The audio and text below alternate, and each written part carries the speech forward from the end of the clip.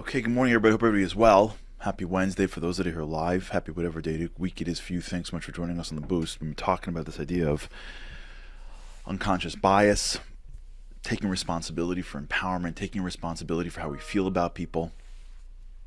I want to switch a little bit gears today, and get into. We're talking about depth. We're talking about trying to deepen our understanding of things. And a lot of times in life, as you start to delve into this world of asking questions about the things that you take for granted, you get fascinating answers. You take for granted that this is the way it is, but when you ask on it, you realize that it's not the case, right? When you take for granted that this person's insensitive, and then you start to question yourself and say, well, are they really insensitive? Maybe I am a little bit more sensitive. I was talking to someone yesterday about this, and they were explaining to me some fight they had with somebody. And I'm listening to them give me their take of it, and I'm thinking to myself, do you know how sensitive you are on the subject? I didn't want to say anything because I didn't want to, flare anything up. But as he was explaining to me his side of this dispute that took place in the business sphere, and because I know him for as many years as I do, it became so clear to me that, yeah, the person across the table that did the thing that bothered him, maybe he wasn't perfect, but it wasn't as bad as he was saying it. And I think what was going on is that he has his own stuff that was flaring up. And he was assuming the person across was saying the thing that I don't think the guy was really saying. And I was trying to explain to him, in the business world, this stuff sort of happens. Not everybody, comes to a negotiation table and, asks themselves, how do I help the other guy out? They're not bad people. Listen, ideally you want to deal with somebody who's thinking about, enlarging the pie. But if a guy's just trying to cut off an extra slice for himself, he's not going after you personally. But this idea that we're not fully even aware of what triggers us. Now, it doesn't mean you're going to go sit on someone's couch and go through some Freudian intervention. That's what happens sometimes. We live in the world where it's either I don't got to think about it, or it's too hard and I have to go see somebody and do it for the next 10 years, and that's crazy. It's not true. There's shades of gray in between out to lunch and deep intervention in therapy to get a greater handle on the triggers that get me going, so that I could make a couple of connections. It doesn't mean you have to have hypnosis therapy where they bring you back to previous lives and you realize that the reason why you get so upset is because you were during the times of ancient Egypt and you were being beaten by a taskmaster, and now you're coming back. You don't got to go there. You don't got to share what happened. I'm not saying you shouldn't, and there are people that went through some serious trauma, and take whatever you need and go wherever you got to go. And that's super important. I'm not knocking it. I'm just saying that you don't got to go through it in order for someone to say, wait a second, let me think about on the car ride home why I'm so upset. Maybe I'm self-conscious about this thing. Maybe. Maybe I had this or didn't have this growing up and I always wanted it, or always value myself based on it. Maybe. The reason why I'm getting so angry, or I'm so mad at this person, or I'm so offended by this person, is because I am self-conscious about things. This happens a lot with different parties, different religious denominations. People are so upset at each other. For what? Maybe it's because there's self-consciousness in their own worship. Maybe there's some self-consciousness in terms of political affiliation. There's stuff that goes on in a man and a woman's mind that has nothing to do with the person across from them. I remember this happened to me years ago. I was doing some event, and in my head, I had gotten that like a group of people were more like mooches. And in the back, I'll never forget this. I was 22. In the back of the room were like a bunch of guys that came to like eat the extra food. It wasn't a big deal. But in my head, like it was just triggering, and I was tired, and I did this event, whatever. And like I snapped at them. And they're looking at me like, what? We're just grabbing the pizza, man.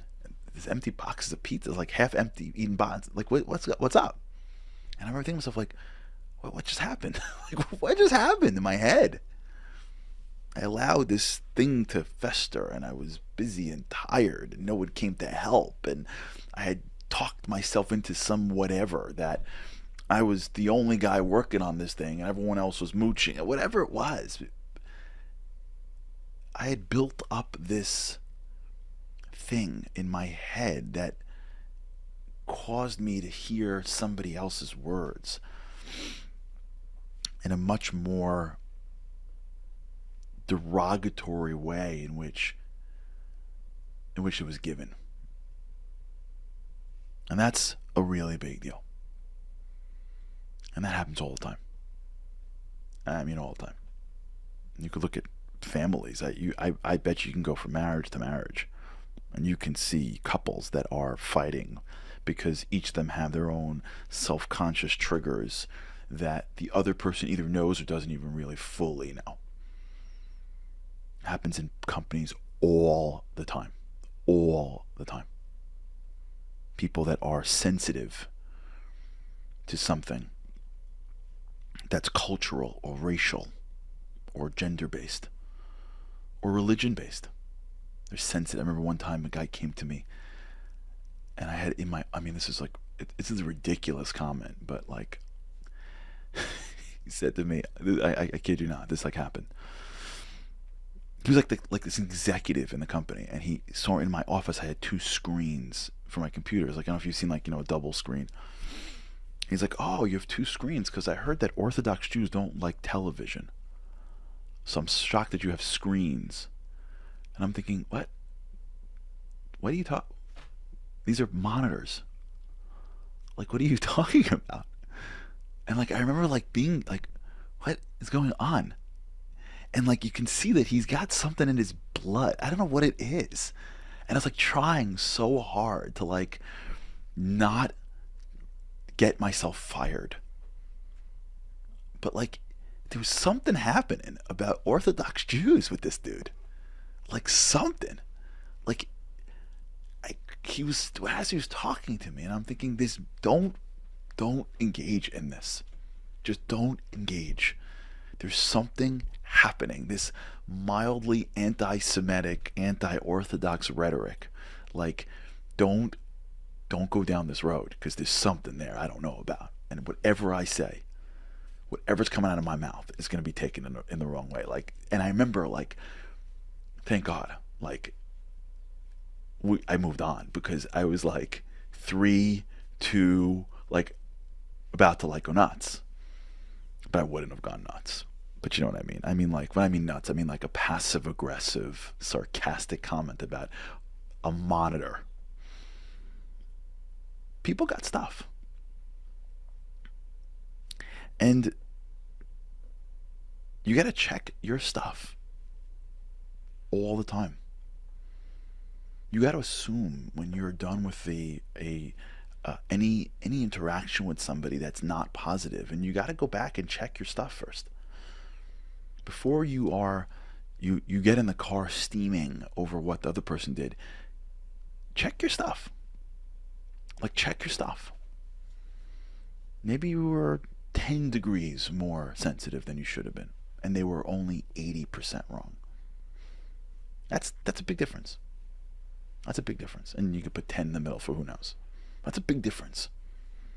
From someone being 1,000,000% wrong and insensitive to being 75% wrong, and you take a little bit of that responsibility for being a little bit sensitive. Maybe. Happens all the time. We got to be sensitive to people, and we got to take responsibility for the unconscious bias that is within ourselves. But we also got to be protecting ourselves to understand that sometimes we take things, we take them through the eyes of someone who is a little more sensitive than it was meant. Well, let's talk about this a little bit tomorrow. I want to sort of spend a few more minutes on this. All right, everybody, have a great day. Be happy. With God's help. Can't wait to see you tomorrow. Living on a lifeline. The world doesn't ever seem to change. Looking for the sunshine, but you're caught up in the rain. It's like your eyes are wide open, but you cannot see. You're watching life pass you by like 1, 2, 3. Walking in destruction. The winds of life blur your vision. All the devastation. Forever feels like you're on the run. It's time. No one else can set you free. You're locked inside, and only you have got the key.